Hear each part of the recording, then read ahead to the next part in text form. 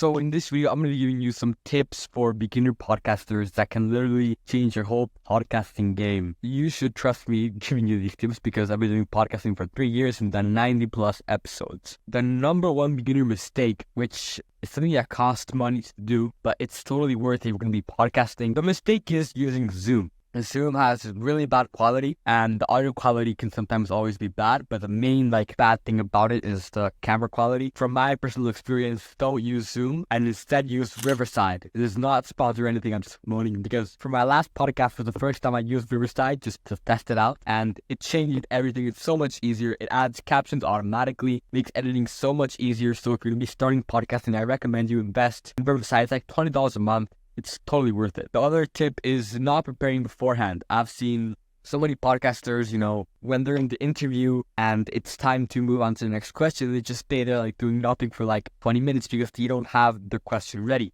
So beforehand, do research about your guest. More specifically is to search the guest's name and watch every single video about the person there is. And then based on those videos, develop or make questions that you find interesting about the question and then that you think people watching will find valuable. So the other tip is actually having the questions written down somewhere, either on a piece of paper or on Notion or whatever note software you like. I personally have them written on Notion because it's so much easier. You literally have two different desktops windows on your computer and then switch back and forth between them. So I have the desktop 1 as Riverside open and desktop 2 as Notion with your questions. Whenever you're about to ask the question, switch to the other tab. And it doesn't look like you're reading it from a piece of paper. Because if you're reading it from a piece of paper, you have to take your eyes off of the screen like this, read it, and then ask it. Those are the 2 tips I have for this video. If you want to know how to actually get your guest, I made a video about cold emailing, which you can watch right here.